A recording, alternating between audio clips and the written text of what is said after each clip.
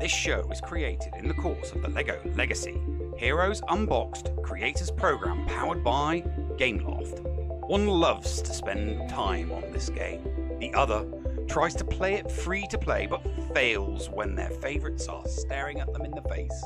Together, there are no signs of intelligent life on board, but with both having played this game since launch, the one thing we are sure of is that you will be entertained. This is the LEGO Legacy Heroes Unboxed edition of the Escape Pod Cast, a service of the Escape Pod Castaways, a weekly look at the mobile game LEGO Legacy Heroes Unboxed from Gameloft, live from the network studios of Castaway Central. Here are your hosts, the Llama and Paul Anthony. And ladies and gentlemen, welcome into this week's edition of the LEGO Legacy Heroes Unboxed Escape Podcast. This is a huge week for us. We are very grateful for what we're going to be able to bring to you, but we have our due diligence to bring you our analysis and bring you our thoughts of the past week in the game of LEGO Legacy Heroes Unboxed until we get to all the goodies. That will be an interview with Will, who is the community manager for LEGO Legacy Heroes Unboxed from Gameloft. Let's put that to the side. First off, my name is Paul Anthony. I am joined, as always, by my not-so-hetero life partner and the biggest a-ful that I know, aside from myself, the Llama, Sam Hebert. How you doing, Llama? Oh, just wonderful, Paul. I'm pretty excited. This is a big night. This is really it's going to be a fun night. Yeah. Let's start with the news. The bags for Clockwork Robot, which I have deemed the best bags, the greatest bags ever in this game so far, have left the store. They have. They are no longer there. I sadly did not get a chance to thank you, City Girl Frankie, for following. I sadly did not get a chance to grab Clockwork Robot and bring him up because I really didn't have the gems to spare right now because I'm saving them for things that are hopefully coming down the line. We'll see where that goes. But also we have another thing that's happening. What's happening tomorrow, Llama? Quincy is going bye-bye. And the Alpha Centauri outpost. Yep. Yeah. Yeah. How did your farm go? What did you think of it? So, I mean, I'm still laughing remembering all the storyline of the entire event. Yeah, it was so good. So good. Maybe that's a question we'll have to ask Will later. Can we get the scripts for all of the events so we can do voiceovers? I mean, just test accounts would work. I mean, we can then voice over that. Yep. But you know, it's really fun to see the developers have some fun with the game. Yeah. We got a really good chuckle out of essentially them going after the iPhone X. Yes. Or the Blacktron X. Blacktron X. But they did invalidate the warranty apparently. Oh no. You always gotta be careful with that.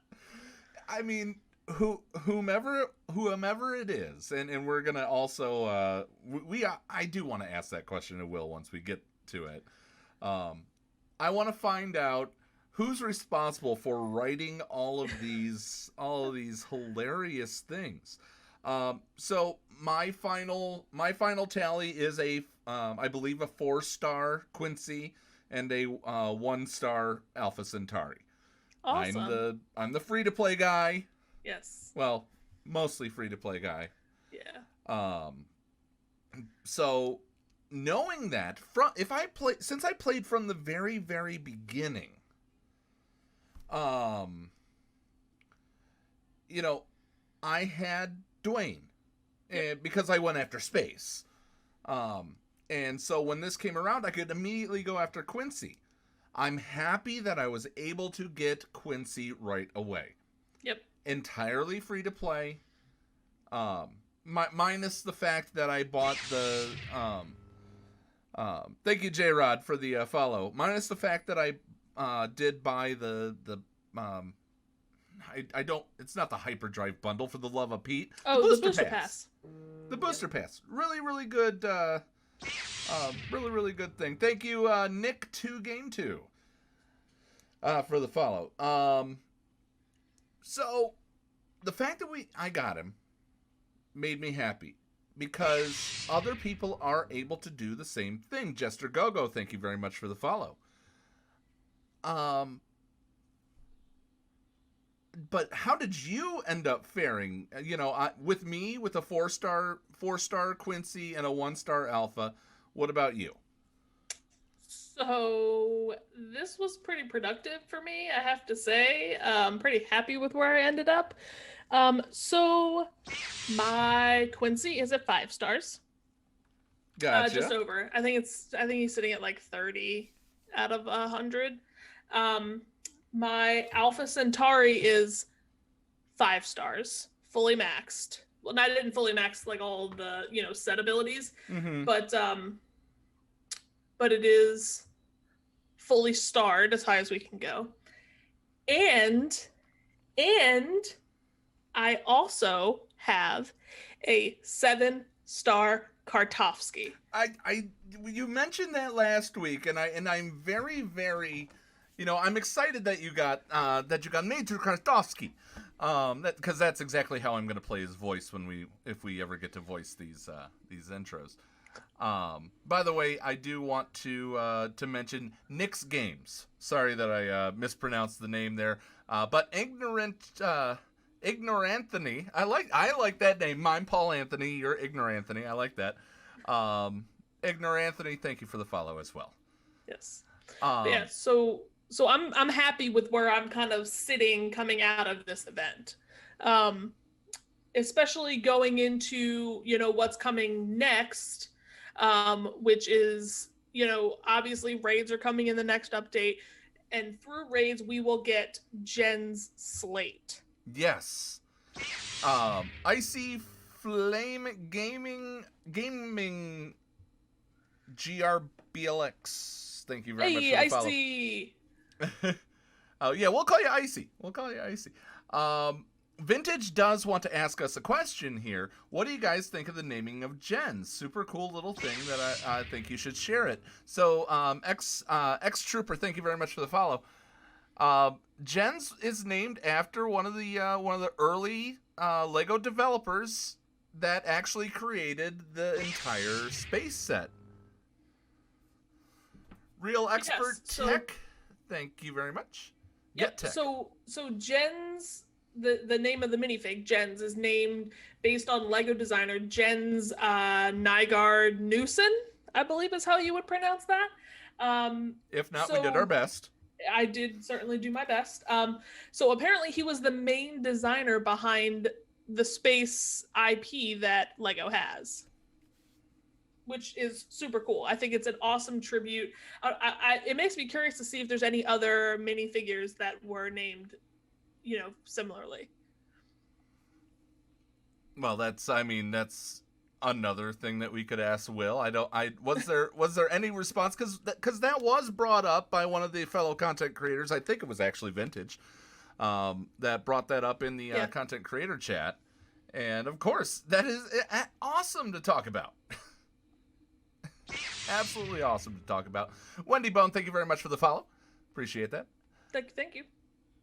For those that are new here, we do want to mention the Escape Podcastaways, also known as Escape Podcast on Twitch. We are a variety streaming focused on 5-man fighters, but we also do all sorts of different things. So if you guys have found us via Lego, if you found us just because apparently we're getting a lot of different people coming in on this. We do lots of different games, so thank you very much. Bookended by the Lego Legacy podcast and also the Escape podcast, the original for Star Wars Galaxy of Heroes. let's go. Let me see what somebody wanted to highlight a message here. Will a character named Cole from Lego Ninjago come in the future anytime soon? There's the rest of the ninja and even Wu and Garmadon. Anyways, just a question. Maybe we'll ask that one. I didn't put that on the list. I know that Will is possibly listening in right now, so maybe will answer that later on. We'll see what we can do for you, Icy. I do appreciate you. But I mean, the big thing is, I'm assuming, it might be in the works at some point, on their list of things to do, but I don't think it's an immediate thing that they're focusing on, at least not that we've heard. Yeah. So, one thing I do want to talk about, before we go to our break, is I wanted to also mention how awesome the build of the Alpha Centauri outpost was. You were geeking out about this. It was so cool. You messaged me in DM. You're like, I cannot wait to show you this, and I was. It's so cool. It's really, really awesome. I mean, that's certainly has been one of my favorite aspects of this game, is getting to see sets built that we don't really have access to anymore without the possibility of spending thousands of dollars, right? So things like Lego House, which aren't even like, you can't even actually buy that set in the United States. You could only get it from Lego House in Billund or overseas.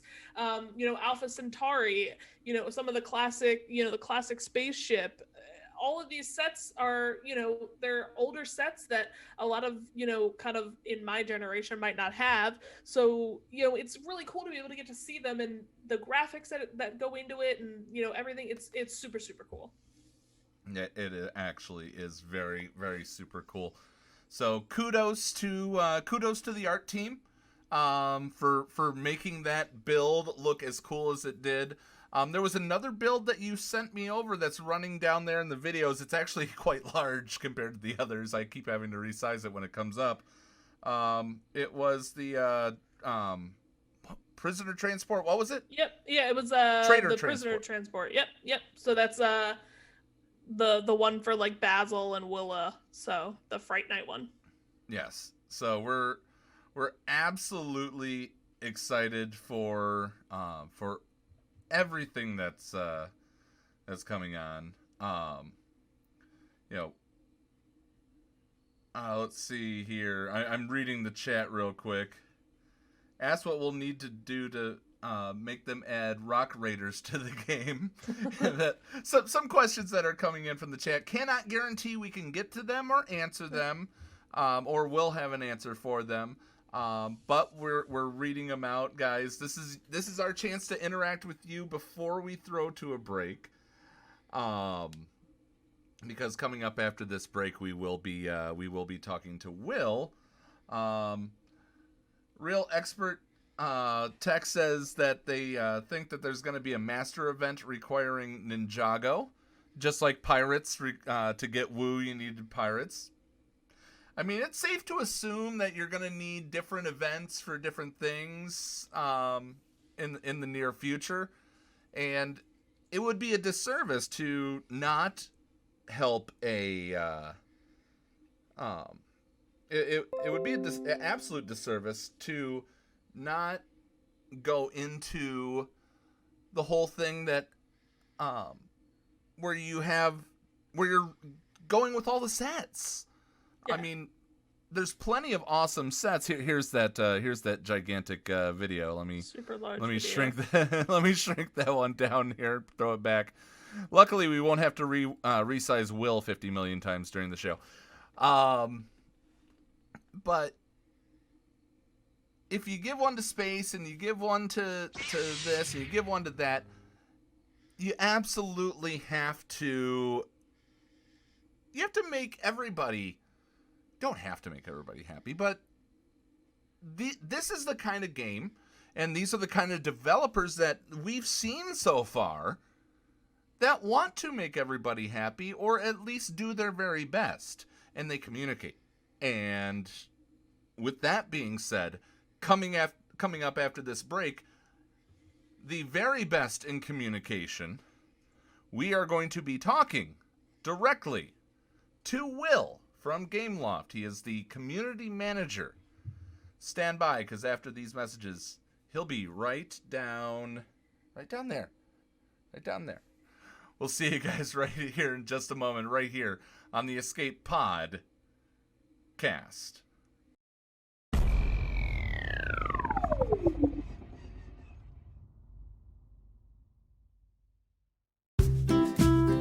Have you been interested in getting items 3D printed but haven't wanted to buy one of those expensive printers? Are you looking for a literally one-of-a-kind tech gift gadget? Evil Genius 3D Printing and Gadgets is your one-stop shop for both of those items. Nerd-owned and Escape Pod approved, put Lenny the Evil Genius to work for you. If you can dream it, he could possibly make it. Contact Lenny at evilgenius3dprinting@gmail.com for more information. That's evilgenius3dprinting@gmail.com. Get something unique in your hands. Hey there, Padawans. Lego Llama here. I interrupt this regularly scheduled break to give you a quick vocab lesson. First, I must let you know that Paul, the Zed, and the llama are big AFFLs. That stands for Adult Fan of Lego, by the way. And we, along with Neil, are playing Lego Legacy Heroes Unboxed. Not only are they playing it, but Neil and Paul have been releasing a Lego Legacy version of the Escape Pod cast every week on their YouTube channel. Visit the channel for more information. Neil knew it. He is surrounded by AFFLs. See you on the web.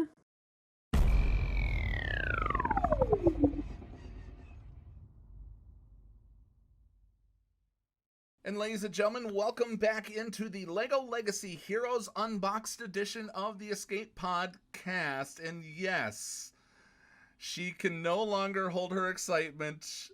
Llama, why don't you do the introduction? I know you've been very, very excited.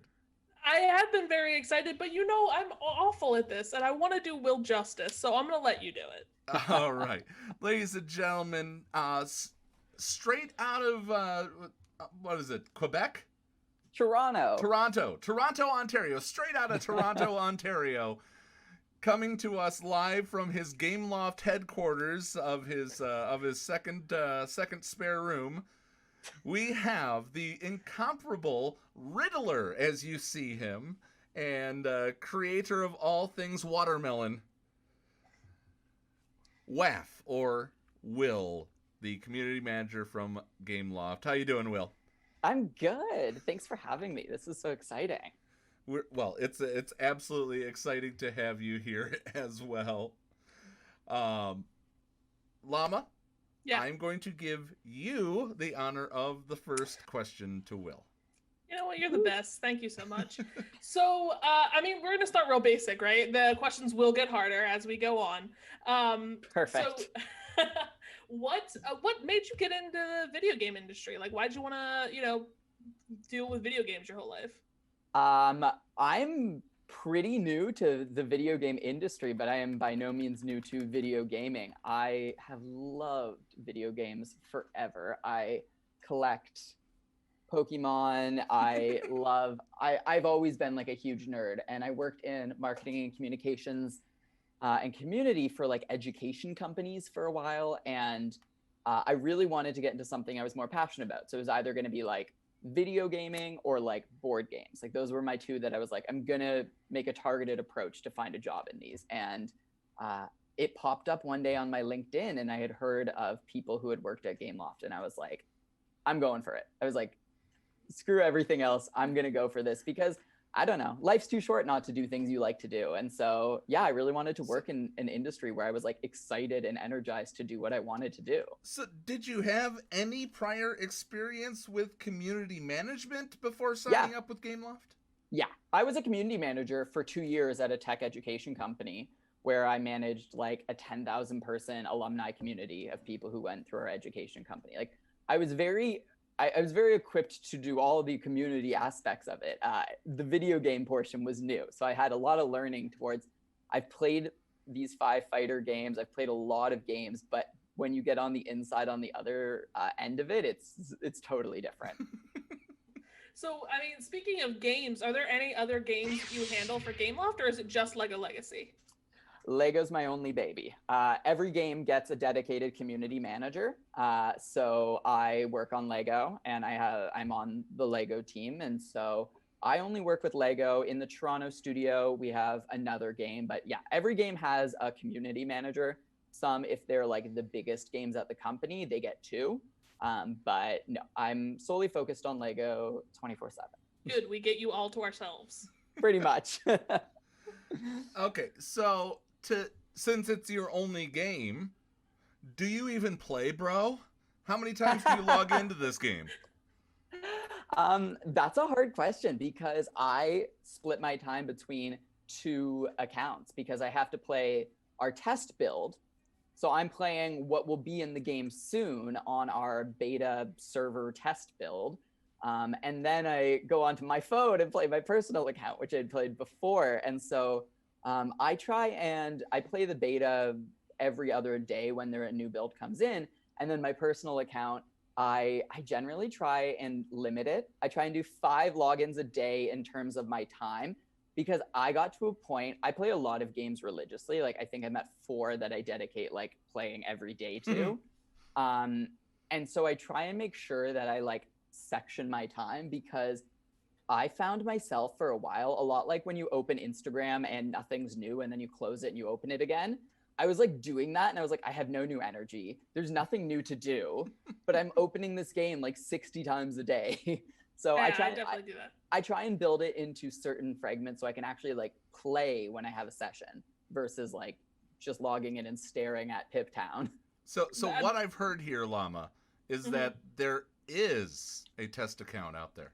Yeah, I mean, we'd be more than happy to take over. I'm sure all of the content creators would agree. We would be more than happy to assist with that. I think everyone on Discord would be happy to assist with it as a whole. Yeah, I mean, it's something I've definitely been in talks with. It's hard because I was very surprised at how like technically tuned in I had to get. Like I have this giant PC tower at home now with all my Gameloft stuff, which is totally foreign as someone who always works on laptops and etc. But no, I mean, test accounts kind of are a thing. We use these builds on our beta. I don't know all the techie vernacular of it, but Yeah. I do get to play it sometimes. Yeah. Awesome. So you mentioned that you kind of like came into the team like in quarantine, and it's been probably a crazy experience for you. But like, Yeah. what's been your favorite moment since you kind of came onto the team? Aside from this, I would say I'm joking. Great answer. Done. thank That's it. you. That's all you had to say. No, I mean, I love any time I get to interact. I love doing the Q&As. They're such like a crazy, frantic hour. It was like a lot of work and I know it took forever, but I loved getting to scale up the content creator program and actually get it working, because my predecessor, Map, he left kind of a skeleton as to like where it was going to go, but we had to really build it out. And also, I thought it was really cool to do Ghostbusters, because working with Sony, like, I don't know, coming in and like working with Sony and Ghost Corp, the company that owns them, like, it was really cool. Like, that was a big nerdy moment for me where I was like, this is cool. So you right around the advent of Ghostbusters coming out, was your first video yourself. Do you plan on doing additional videos in the future? Oh my God, yes. Funny thing about the videos is, since I've come in during quarantine, it's a little tricky. I, like everyone in Toronto, live in a pretty small apartment, and I actually filmed that video at my mom's house because she... Yeah, shout out to my mom. I went home and we want to do these videos. They're always part of the plan for an update. But I need certain things, specifically in terms of like a backdrop. And like in my tiny apartment, like my chair right now is bumped up against my bed. Like I don't have the space. So we're working on it. It's been hard coming in with the quarantine. I've slowly been able to get the equipment. I've picked up the webcam and all that. Like we're ready to go. And so hopefully in October, you'll see at least 1 or 2. And then the hope from there on out is to be making a couple when big stuff happens. That's awesome. So obviously in your job as community manager, you do a lot of interacting with the community, and you get a lot of, I'm sure you get like bombarded with questions and requests and like tags and all of that stuff. But we thought that this would be really interesting to ask, is that if you could ask one thing of the community, what would it be? Oh my gosh, yeah. When you sent a couple of the questions over, this was the one that I was like, oh, I had never thought of this. Honestly, our community is fantastic. I know game communities that can be a hecka toxic and all sorts of stuff, but I find there's so much positivity. The only thing I'd ask is just, I don't know, I'd say sometimes patience. Remember that like we are behind the scenes. I know sometimes it's hard, but we're doing the best we can. And we are a big team. I am not the sole creator of everything, and I don't have all the answers.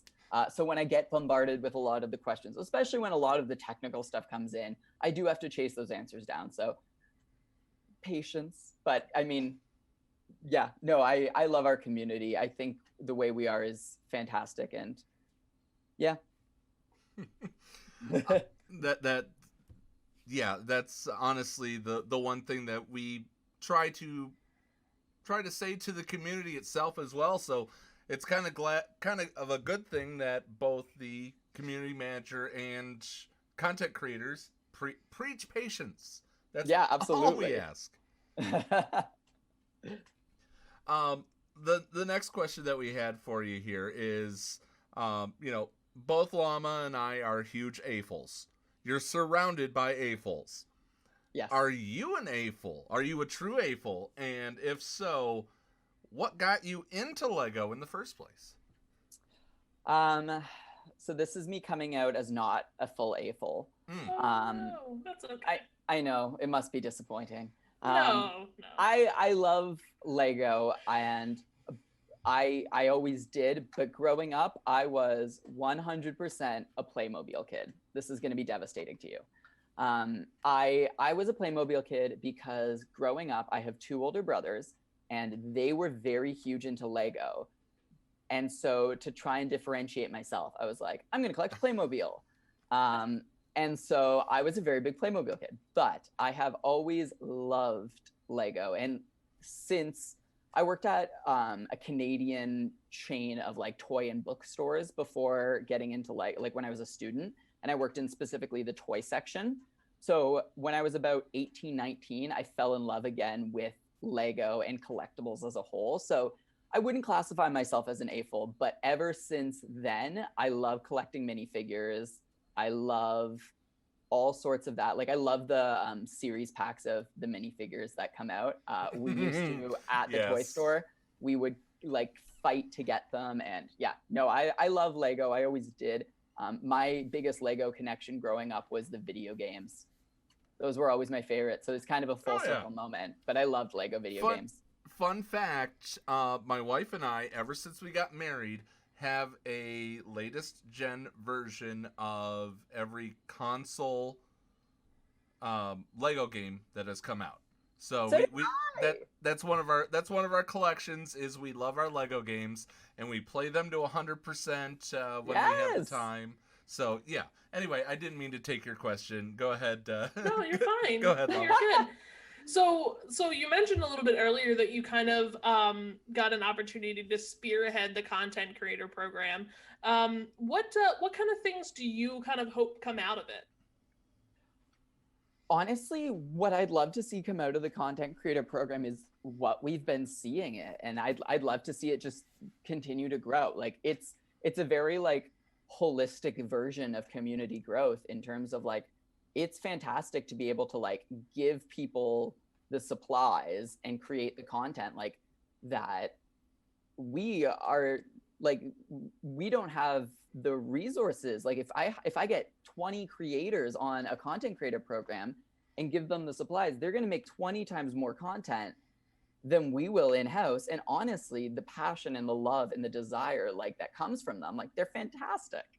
And so that's why like coming into this role, I was very adamant that I wanted to help nurture that, because it is, I think, the best statement to like the success of a game is when people are so excited about it. So what I'd love to come see from it is what I hope to be seeing in the future, which is growing, because I know we started with a cohort of 10 kind of creators, and we're going to be very soon announcing that we hope to grow it more and reopen those applications and get more creators in, because both Lego and our team have been so happy with how it's been going. Is that some breaking news right here? I mean, I guess. I don't know if it's the most breaking. We always were vocal that they'll open again, but yeah, they're opening again soon. And I do have to say, just, you know, to have an opportunity to say it like face to face, like, thank you so much for allowing us to be part of this kind of pilot first group of 10. It's been so amazing. And we've gotten to like collaborate with a bunch of the creators already. And I think it's, like you said, it's fostered a really great environment between us. Like, I feel like everybody kind of came together and we were like, let's cross promote each other as much as we can. And it's been awesome. Yeah, I know. That's why as soon as we had that like communication between all the creators, it's exactly what I wanted. And so no, like, thank you all in terms of every creator and everyone who's applied. Like, we'll be having space for everyone soon. So no, it's just a great environment, and I hope to continue just to have that and make people happy. Quick question from the Peanut Gallery. Vintage X says, do you like the community memes or are you against them? I love the memes. I love the memes. We actually in-house have some fun meme templates we've created that are going to come out to the community to play with soon. Those have been in works for a bit. We love the memes. Sometimes when people make memes about me or those videos about me, I get a little bitter. But of course, it's all in good fun, and I love them. Like, it's so funny that in right now and with everything happening, like, it's just a fun, lighthearted thing, and it makes my day always like brighter. All right. Since you said that you like the minifigure sets that come out and all that, I did want to ask you if you could add one figure or set to the game, what would it be, and why is it Benny? I like how you both had your Bennies ready to go. I love Benny. Benny would be a fantastic addition. I'd love, like, especially now that we have gens, if we could have like a full rainbow of space figures. But my personal addition, original Lego, would probably be any of the Lego agents. I think agents would be such a fun theme to add. And I think that the like Claudette, like the badass woman with the claw on her arm, like, she's cool. I'd love her. I'd love agents. They're like my sub theme that I'd push for. Okay. There we go. There we go. We weren't sure if we would get a fun answer on that one, and we definitely did. Yeah. That is awesome. I want to give props. I want to give credit to the people that asked these questions in our chat here. So go ahead and ask the question. I'll say who it is and then have Will answer. Okay, sure. So is there any chance that the team is considering making Brickspedition tiers simmable after so many completions? And that one was from... a few of these were from Sephiranus. I'm going to have a stupid moment for a second. Define simmable. So, like, go in, push a button, and not have to actually manual battle it. So, like, looting. Loot it, like, auto it. Okay. Yeah, can they loot it soon? Never heard of that. Simmable. I learned a word. No, I think it's possible.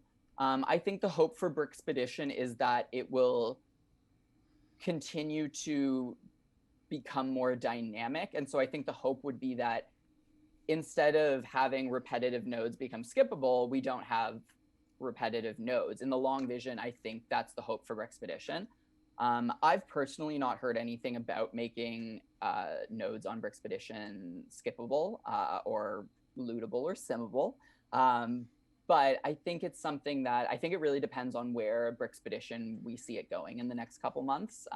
It's something that I know the team is constantly looking at the data from. So my thoughts on bricks, or Bricksped.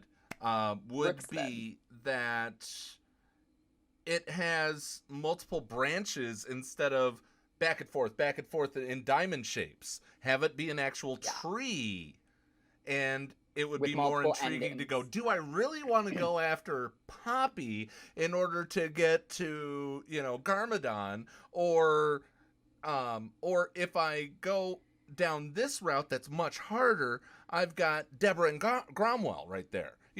So that's my thoughts on improving it, if you will. You can have that one, and any Lego team that's listening.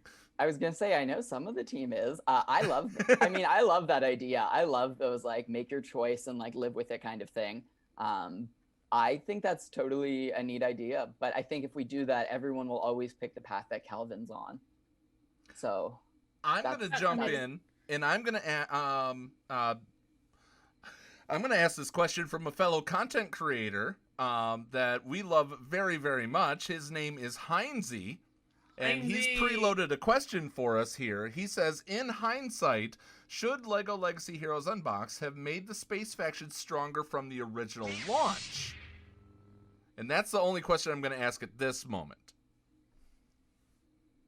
That's a hard question. I think because when Ninjago got reworked, they got reworked so powerfully. I think it made a lot of people think every rework was going to become that. And I think it made people feel like everyone should have been as powerful as that from the jump. I think with the space and like space meta as a whole, they were pretty healthy to start. I think as soon as Ninjago got reworked, I think we saw some problems with it, obviously. And that's why like we reworked seven of the figures in this and have 2 new ones in this space state. It's hard to say retroactively, especially because I also wasn't on the team in launch. So I don't really know. But I think space in terms of, especially like with Reed and stuff, they're such early game characters. It's hard to look back and be like, yeah, we should have made them more powerful. I think the idea was for a couple of them to be early game and a couple of them to be late game. Total speculation.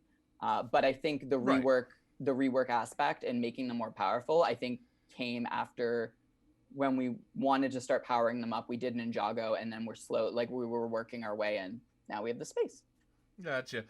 Our next question that was also from Sephiranus, and it'll kind of tie into the other question that Heinzie asked. Heinzie asked, is there a chance for Star Wars? What I'm going to turn that question into here is, can you lend a hint to when any possible external IPs may be coming to the game in the future after the reported success of the Ghostbusters takeover? I'll tell you it's not Star Wars. Dang it. I'll tell you that it's not Star Wars. Sorry. And I had this all prepared. I had it ready. I was going to pull it out and start waving it around. No, I can tell you it's not Star Wars. Sorry. If it was Star Wars, it would be a spectacle and then some, and we would be teasing it into the skies. Yeah, our next IP. Okay, what's my tease? I think it's kind of the tease that's been said, but I think the best tease I could say is water. Water. Well, that's external IP. So I'm external IP, a licensed IP coming in. Yes. Right, because we have our theories of what you're speaking of with the water, but that one's an internal IP. Hint, hint. I know. Anything external that you can drop a hint on? The external hint is water. Okay. Interesting. We never said the internal IP was going to be water. People drew the assumption. Okay. Blew your minds. Interesting. Someone said Lego. Fancy Life said Lego Baywatch. Oh my gosh, that would be amazing. Wait a minute, was there ever a Baywatch set? I swear that I saw so. There Lego was not David. a Baywatch set. No? Okay. So we'll move on. We'll let everybody in the chat kind of throw up their suggestions and theory craft with each other. Sharknado. Oh my goodness. It's going to get Again. crazy. It's going to get crazy. These are some fantastic ideas. So how do you and other people on your team that you can kind of speak for, how do you guys feel about the health of the meta right now in the game? I'd say overall, good. I have to be honest in terms of the meta. I'm not the most involved in a lot of that. I get the privilege to sit in on some of those conversations sometimes.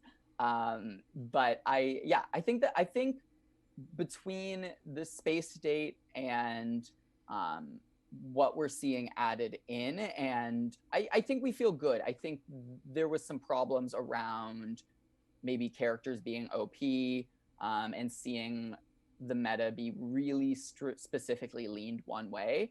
I'm hopeful that when we get a Ghostbusters rerun and when we get the space to give some time to breathe, I'm hopeful that those are going to really help diversify the meta, and then you get gens added in and it'll be crazy. Crazy. So there, we do have some questions in chat. I do want to let chat know that we have some pre-approved questions, but we also have some new questions. Some we may be getting to. Don't think that we're ignoring your questions. The next question came from Mustang Groot, and he asked, do you think that there's a future in a Knights sub-faction of Castle? Honestly, I hope so. I love Castle. My favorite minifigure in game is Verda. I love Castle. I would love to see Castle get some robust additions. I would love a sub-faction, whether that's Knights or something else. Like, I would love more Castle. I think it's possible. I think Castle, in terms of themes, has a lot of minifigures to pull from.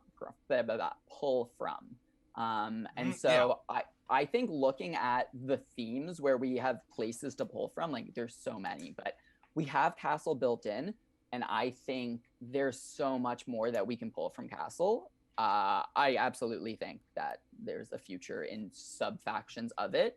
I think that's something we can explore as a whole. I mean, space is kind of the first exploration of that, as you kind of we have these duos. You have like the Blacktron duo, you have the Alien duo. So I think it's interesting to start to explore that. And I think Castle is a fantastic place to do it in the future. Yeah, I mean, personally, I can't really speak for everybody, but I kind of enjoy the direction that you guys did take the space faction. So like, not just adding power, but it's turned into a more strategic kind of, viewpoint, right? So like, well, yeah, a lot of the characters did get buffs and reworks. It's now turned into like a strategy, something that people can theory craft, and I've been enjoying it. No, thank you. I'll tell the game designers that. I think some might be watching, but they'll love to hear that. So next question is yours, Llama. Yeah. So these are ones from Paul and I, right? Like, so these are like straight from our mind onto paper. Yeah. So these are the investigative reporter questions. These are. This is where the hard questions are. So I told you that like hard questions were coming. These are it. How has the initial reception of the game shaped kind of where it is now? That's a fantastic question. I think the biggest thing when you're designing a game before launch, you can do appeal tests, you do play tests, you do an infinite amount of these, but until you get a fully diverse, committed community in, you're not going to know where the priorities of players are. You can do the appeal test to see kind of what's like. You can pick things that you personally enjoy. You can pick things that worked and haven't worked from other games. But I think the reception from the game has really helped us align what our players who come into this game, both for the Lego fandom and the collecting, strategy, theory crafting elements, where those priorities are and where they want to see it go, which sometimes fully align with where our team wants it to go. And sometimes there are some surprises or things that we get like, oh, we didn't think that this was bad, but then it didn't work, and we'll go there. I think more than anything, the changes that we've seen in the game in the last 3 months have been really affected by community feedback. And that goes into, honestly, I mean, as the community manager, I could be like, it's all me, but it's not. I mean, if I give the credit, it's to Lena and Alex and our amazing community moderators. And it's to everyone else who helps break all those suggestions down into a report every freaking week as we give them. So everything's heard, and the reception we've gotten has really helped shape, especially a thing I'd highlight is like the brick pace. Like we've seen that change a ton, especially from like where we had it not even 3 months ago. So yeah, it's been an interesting experience. I mean, personally, I think it's really neat. Dealing with the community all the time, I think it's neat to hear where people develop the problems with it. And so I think it's really cool. What's neat to hear coming from a content creator's perspective, and even if you weren't on this show, I would be giving you the props when I just heard you say the words, "We hear you." Yeah. We do. The fact that you said those words, though, we don't hear those from other game developers normally. Right. Yeah. I know. No, I mean, I get the frustration. Long before I came onto the team at Lego, like I was a Marvel Strike Force head with my brother a couple years back, and I love these games, and I know the frustration. Yeah, but I also, now I understand from the other side. No, trust me, we hear you. Like I'm not always able to acknowledge it, but anytime someone tags me in something, it gets added into documents. Like people, I work my hardest at it, and I know everyone else on the team does. Like even that one tag. I don't know what one you are referring to. There's so many. Yeah, no, I'm sure there's a lot. But like even the fact that we have Abo and Brian on, giving them a shout out, like our senior members of our game design team who love being on Discord and love seeing it. And anytime something comes out, like I'm there and I'm watching, but so are they. Yeah. No, we do hear you. I know it can be frustrating sometimes. Something comes out you don't like, but like every time, it's not just Alex and it's not just our moderators. Like we are always there watching. Well, I mean, and I think that's pretty evident, like especially in this space update, and like you said, with the amount of changes that have been, being rolled out and coming with the Brick Pace events, like it's very clear that you guys are listening and you are like, okay, clearly this did not work. Like let's, start from square one and see if we can try again. Yeah, no, absolutely, and that's absolutely where we went with it. Is what could we do? And we've worked it through with a couple now, and some of the old ones are getting reworked into a more appealing format because that's what the community feedback aimed us to. I'm gonna flip the next two questions, Llama. I'm gonna take the one that I wrote for him that I asked him to personally investigate about, because it actually ties into the original question about what the initial reception of the game. The game that we're playing now, Will. Yes. Where did its beginning start? Was it a game that Gameloft always wanted to make, and the Lego license just happened to fall in your pocket, or their pocket, because you said that you weren't there at launch, or in your research, did Lego approach Gameloft about making a 5-man fighter? Tell us about the birth of Lego Legacy Heroes Unboxed. So I did my research. I asked the hard questions. The answer to that is both and neither.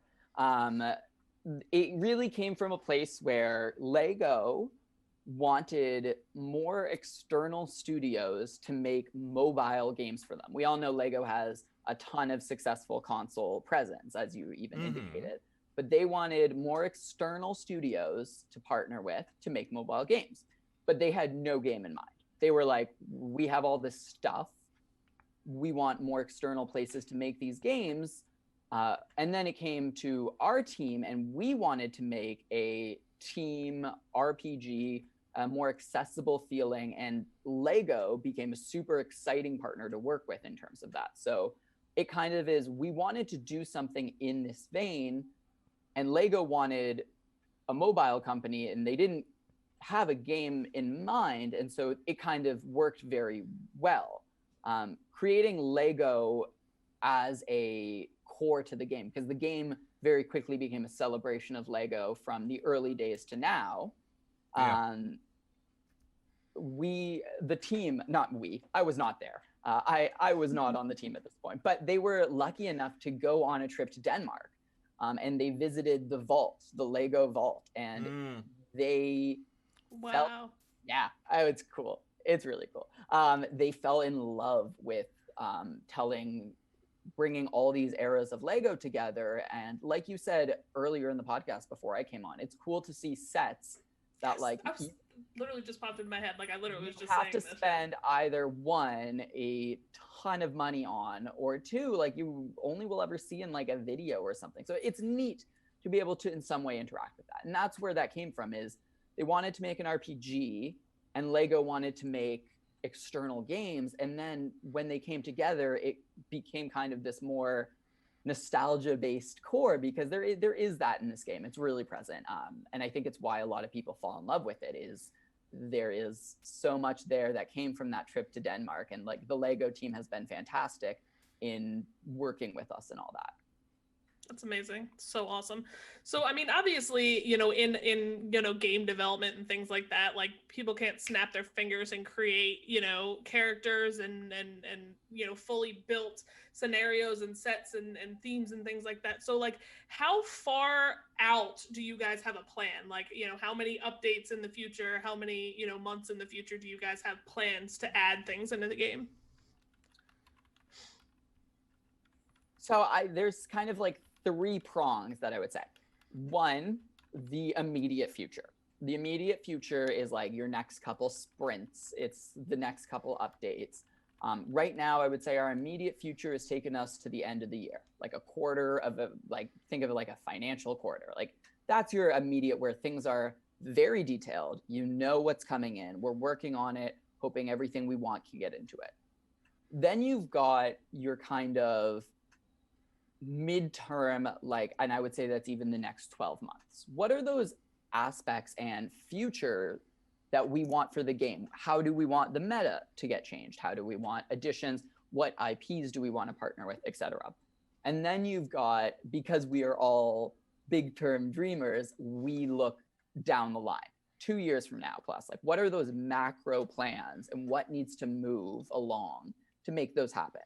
So from a game planning point of view, because I asked like the heads of the game, like this question, from a game planning point of view, the answer is like, we have a plan, but at the same time, it is so flexible because there's so much that can change.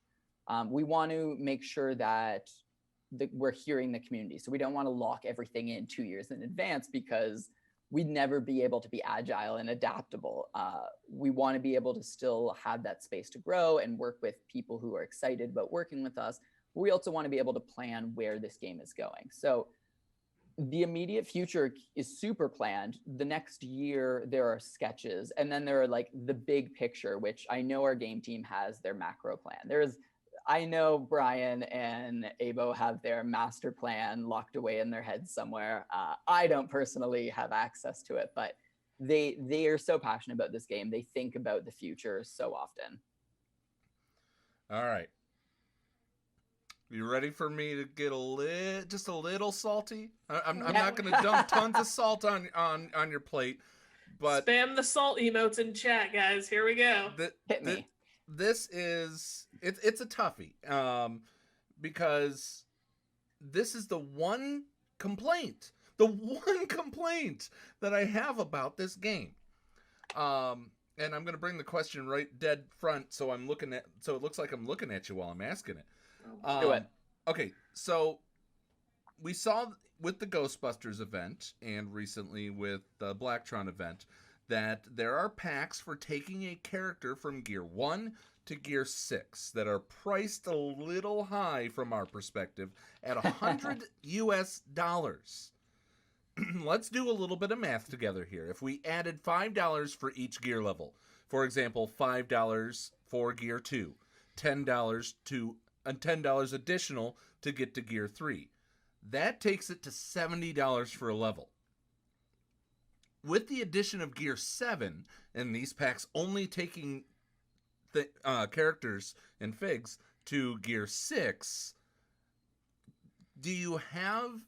was there, and I know we sent this question to you, and I'm sure you kind of asked, What is the justification for this price point? Is it possible to revisit that price point? What, you know, I say this jokingly. What gives you the right to put it at 100? No, this is a fantastic question because, yeah, I when I looked at it the first time when there was the $100 pack, I was like, okay, like I didn't think the community was going to be big fans of that. And so there's already been a couple changes to just in terms of the visibility of it. The biggest thing that I got told in terms of reaching out to people asking about this is that this pack is, and I think that's the biggest feedback we've gotten, is it is not meant for everyone. And so in terms of promoting it, we really wanted to, it's now only visible if players have spent X amount of money in game. So if you're seeing it now, congratulations. That's why we see it. Oh. I know, I heard that and I was like, I guess that tells me how much I've spent. But no, so that's one thing that's changed. But in terms of everything, it's meant as a convenience pack, and it's meant for players who are clearly high paying, who want to get a new hero, but do not want to spend the time farming gear. In terms of benefit for cost and the justification of the price point, I do not fully know the $100 figure. But what we, in terms of talking about this, came about is very clearly there are better value options for players. This is a convenience pack. It is not something that is high value for the cost. It is great if you want to very quickly get that new figure up to your Gear 6. I don't truly know if it will incorporate Gear 7 soon. That would be a question I'd have to take to the team. But the biggest value, I mean, our new booster pass is definitely the best paid option for players because it's a low price point. Yeah, I agree. I love the booster pass. I was a huge proponent of it coming in because I know other games that do it, and I've always loved buying a booster pass. And so I think that's the best option for a value, and like that's kind of where our conversation steered is in terms of a value for the all players. Like the booster pass, that's its bread and butter. This was always meant as an amplification for players who really want to get their new figure up to that gear. And so the impatient player who is very excited about a new figure. Okay, so I'm going to add on to this question, Llama. It's my turn. I know, but he mentioned something in there that I know is going to cause a firestorm if we don't address it. Yep. The fact that pack is only available or only visible to people that have spent X amount. People are going to hear that and go, are you going to make it, are you going to be giving certain packs of different levels to people that spend certain amounts? Or are the packs that are unlocked only for,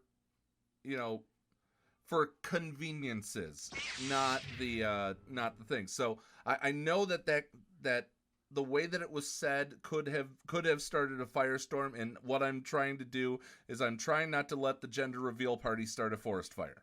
Yeah. Totally fair. So no, as a whole, packs are not gated like that. That is not the rule. Packs as a whole, players will see them when they come in. There are always going to be, like, for instance, you can't unlock an event unless you're a certain level, so you're not going to see the packs for that event unless you're a certain level.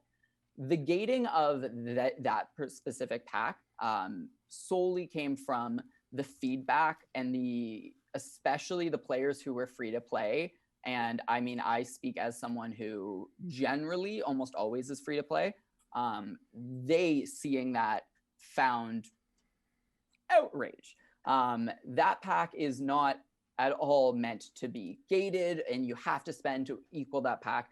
It comes more from a place where people aren't going to purchase that $100 pack unless they've spent a small amount in game. It's also, I want to emphasize, it's not a high figure. It's not a high amount. It really is, it's a pack that is only going to be bought by playing people. You're not going to spend the $100 as your first in-game purchase. And I think it's that way of helping, because I think for free-to-play players, that's stressful to see. And so I think that's what that was. Unless it's crystals. We recommend the $100. If you're going to spend $100 in this game, start it with crystals. Yeah, absolutely. No, and I think that's the thing, is it was meant to not add stress, because if you see those high monetary values attached to things when you're a brand new player or free to play, that's stressful and kind of, it can feel not great. And so that's the intention. We wanted to make this pack still there because there was an audience that liked it and responded well to it, but we wanted to, at the same time, not continue to provoke people who weren't excited by it.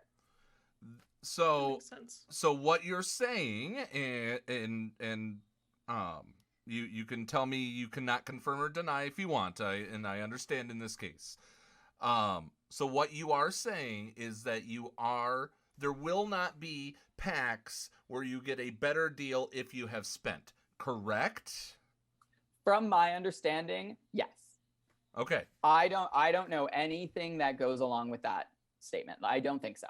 I don't, it to me seems counterintuitive. I don't think that's where our game is going, and I don't think that's anything we've done. But I can't speak 100% certain. I'm just one man on the team of many. All right. I'm kind of satisfied with that. You know, I was in the same camp that Shiz from the chat right now is saying that the $100 pack was predatory, and how is this being justified? I'm actually kind of, I still think the price is a little high, you know, as I gave my breakdown of, you know, if you added $5 to each consecutive gear level. Totally. But it being a downright scam, I will disagree with, because if you are going to pay, you're going to pay. If you want to spend, if you're going to spend in this game and money is not an object to you, you are a Kraken. Congratulations. You know, we have GoFundMes all over the world too, if you'd like to help with those. So anyway, sorry to steal the thunder, Llama. Go ahead with the next question we have. So obviously the latest Brick Pace event is coming to a close tomorrow.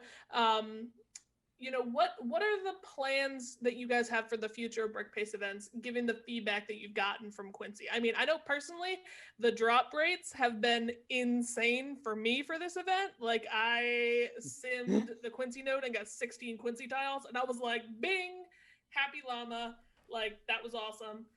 So, like, are these kind of the level of drops that we can expect moving forward, or do you think that it'll be adjusted again moving forward? I think when it comes to the Brick Pace, we are always looking at how to improve our events. Brick Pace or not, like, all our events are always under review. But with the Brick Pace, we are on the right trajectory. I don't see us reverting. I mean, to call it like it is, moving away from how that first Imperials event went, where people responded just so negatively. I was one of those people. I'm not even. Oh, I know. Worst day ever. But it's, people have a right to be upset when something isn't in line with that. So moving towards the format we have now, I think we are on a good baseline. Whatever changes might happen from a game design perspective, but in terms of how this is going, we feel like we've hit a good format. We feel like it gives space to all players. It is accessible.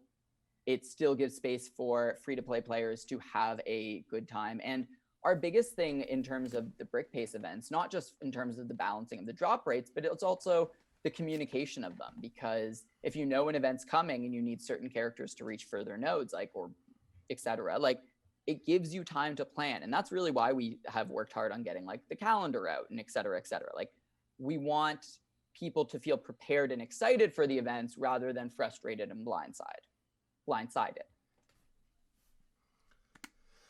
So those we'll be getting a October calendar soon. Just to ask a question. Through October. You have October. Yeah, the calendar goes November. November, since we got November it early. into December. Thank you. So moving forward, they're going to be monthly. So okay. Yeah, we had like a half September, October calendar. Moving forward, they're going to be monthly. Yes, November's is in production right now. And yeah, so that's locked and exciting. I'm excited for November. But yeah, so they'll be every month. That's something I've been, since I came in, wanting and working really hard on, and really excited to actually have now. And I think it looks so good. It looks awesome. It does look fun. But Yeah, I did put Quincy in the spot where you now have the ghost. I did figure out you used an outline of Quincy. Yes, I know. Yeah. Because we hadn't announced Ghost, and I talked to the artist on that, and they were like, yeah, I'm just gonna put like the silhouette of a minifigure, and they were working on Quincy, and I was like, that's fine. It's just supposed to be a secret. Like it's just a question. You should just use a generic minifigure. Just generic minifigure. Yeah, like a generic like little minifigure. Okay, I'll take that, and I'll do that next time. Exactly, like just a minifigure. Ta-da! By the way, that is an actual Escape Podcast official minifigure. I know. The shirt looks so cool. This this is a Woot shirt. Yeah. and it's Benny as Pac-Man. Yes.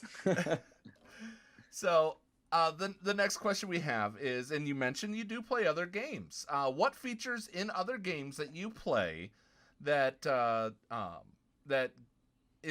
Gameloft would like to bring into LEGO, and which ones that are being asked for by people may not even be possible without a major rehaul? So I'm going to answer this question firstly as like me, because I do speak for myself as well as Gameloft in theory. Exactly. We're interviewing you. As a fan of these games, I love interactive guild modes. So definitely would love some guild versus guild or guild adjacent modes. Just further content for that. That's definitely my favorite kind of stuff. I also love tower modes in general. I think they're fun. But from Gameloft, after Ghosts, after Raids, there's a ton that's still wanting. And like when I speak of their macro plan, I don't fully know where they're wanting to go, but I do know the kind of pillars they want to flush out is they want to add in more social components to the game, which I think is one area that we have a ton of room for improvement on that wouldn't require a major overhaul. I think that's one thing that I hope to see added in. Down the road, we definitely would love to explore guild versus guild and a lot of those cool modes that are in other games and seeing how we can put our Lego twist on them. We also want to add in more modes that just fully allow your whole roster to shine, not just one theme, because I think that's also how you keep a healthy meta is you keep modes that engage like all of your categories and all of your figures. And at the end of the day, another thing is to dedicate time to add to features that can just be developed more. So Brickspedition, or, work harder on better ways to work with the brick separators and sets.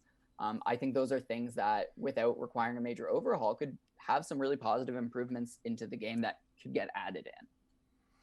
So I'm going to ask another question that I sent to only you. Sorry, Llama, I didn't have this one, but I'm giving you that final question that we have for him here. Who do we have to thank for the comedy of this game? Honestly, the narrative. So when the game was in inception, a huge part of it was that tone, was the story.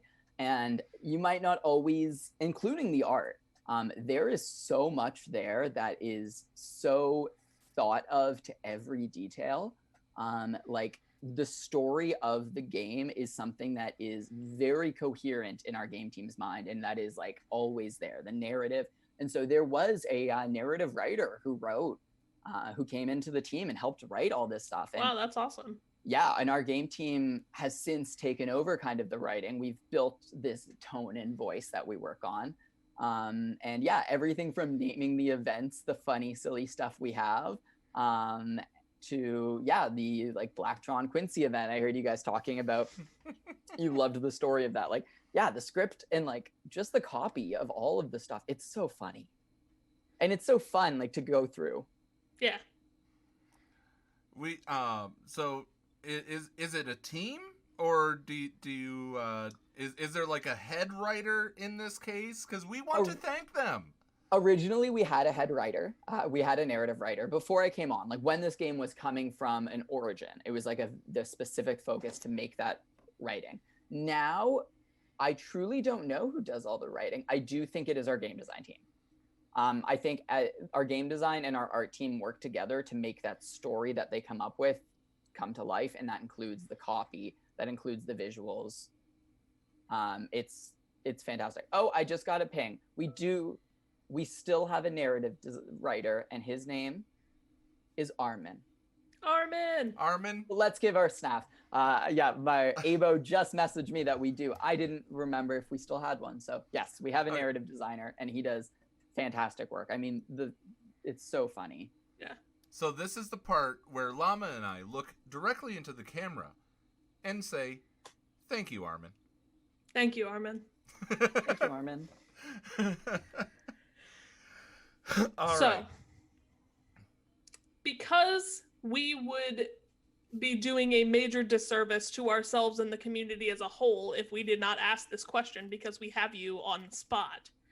Is there anything at all that you have the ability to kind of reveal here on the show that the community doesn't know about yet?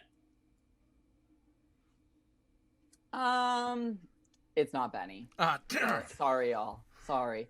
I'm trying to think what would be something fun to say. Ghostbusters will be back real soon. That's something we've not fully worked on in terms of like communicating, because we're focused on October. But Ghostbusters is front of mind and coming back soon. So if you didn't have the ability to get all 5 of the team or get the set to where you want it to be, don't worry. When Ghostbusters returns, I don't know if you could tell us this. When Ghostbusters returns, which would be really cool if it happened around Halloween because ghosts and all that. But nonetheless, when Ghostbusters returns, will Llama be able to take Slimer to 7 stars, or is Slimer stuck at 5? That's actually a good question. I'd need to get clarification on that. Slimer might still be at 5. But I've mostly talked about I've mostly talked to people about the Brick Pace event returning, but I do know the Master will come back, and it might be still at 5. We might have to wait another run for it to get the 6th and 7th node, but I can get a confirmation on that.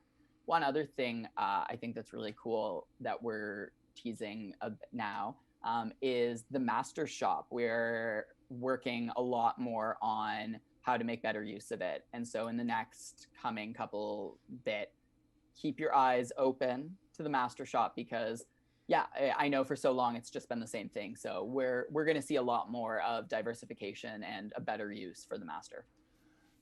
Maybe a better conversion rate. Maybe? Yeah, I was gonna say, because I'm still hoarding on. So am I. I pulled 20 red Benny tiles. I mean Reed tiles. Just today from my premium pack. So I sat there. I went. Ooh, purple. Reed, I'm not disappointed to see you, but I have you. Yeah. I don't know. Okay. I don't know about the conversion rate is my honest answer there. I can look into that, but as of right now, I know the shops are all being worked on, and the Master Shop specifically is going to be getting some good stuff. Awesome. All right. Can you say, since we now know about Ghost, in the release of the pictures in game, when is the community going to learn more about the Ghost and all that? You know, people are clamoring for that information. I know. We wanted to let space have its moment, so we were waiting until the Quincy event is all done and all the spaceness had its moment of shine. You'll be hearing about Ghost and all that. I mean, patch notes are in the works.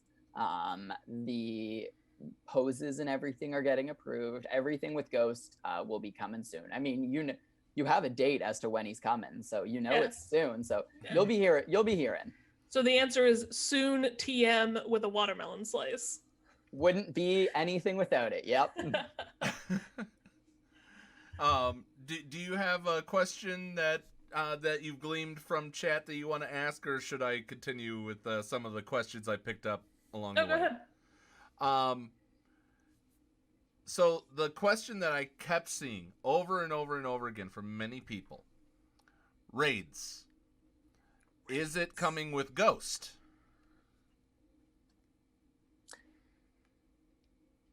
My honest to goodness, hold my hand to the Bible answer is I'm not fully sure. Okay. And that's a fine answer. That's an absolutely fine answer because you don't know. Yeah, absolutely. The raids are coming before year end. They'll be here, and I've seen them. I've seen the art. I've seen everything. December 30th, 2020 raids. Okay, book it now. You'll be much more impressed when it does show up, right? Yeah. Under promise, over deliver. That's true. No, and that's the thing is I don't want to give a specific date because you never know. It's a big feature, and so the smallest bug or something could get it pushed. So I don't know. When we have a solid date for it coming, we'll have the public information. Like you'll know. I will be posting. We will tease the art. It looks really cool, and yeah, it's coming soon. And the content creator program will sing it from the rooftops. Yes, don't you worry. Let's hope so. Any other hints or nuggets of juiciness that you would like to drop before we close out the show? I don't think so. I think we've got a really solid rest of the year because the event cadence has accelerated. You're getting a ton of events with very little downtime. So all that clamoring for reruns, I think you'll be really rewarded. You'll see some events reworked, and yeah, we've got a really exciting end of the year. Did I hear the words events reworked, Llama? I don't think it's a secret that the Imperials event has been getting reworked. Yes, there and we I'm go. very, very excited about it. It's coming. So excited about it. So when I'm gonna answer this for Jester Gogo. Jester Gogo asks, when will we get patch notes this month? It's October 1st. I guarantee that we will get patch notes this month. That's just math. You will get the patch notes this month because Ghost is coming this month. I hope for patch notes to be around the middle of the month. All right. And any I've been bombarded with this with just one word repeatedly. Will nonsuch?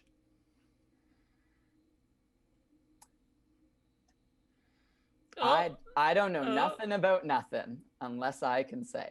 Okay. My mouth is staying shut, zipped, and sealed on that. There we go. And guys, you will that's what appearances by devs, especially live ones like this, you're going to have to settle for. We asked, we got our answer, and that's what we have to settle for. All right. So Will, you have seen our show many, many times in the past. You've seen all the way through till the end here. Llama, do you mind if I give Will the honor? You know what? Absolutely. All right. No, Llama, you. No. You're the guest. All you. Right. With that being said, guys, thank you for tuning in to the LEGO Legacy Heroes Unboxed edition of the Escape Podcast. Thank you to Gameloft for allowing Will to come on today. Thank you for the LEGO Group for allowing for this game itself to be part of our lives.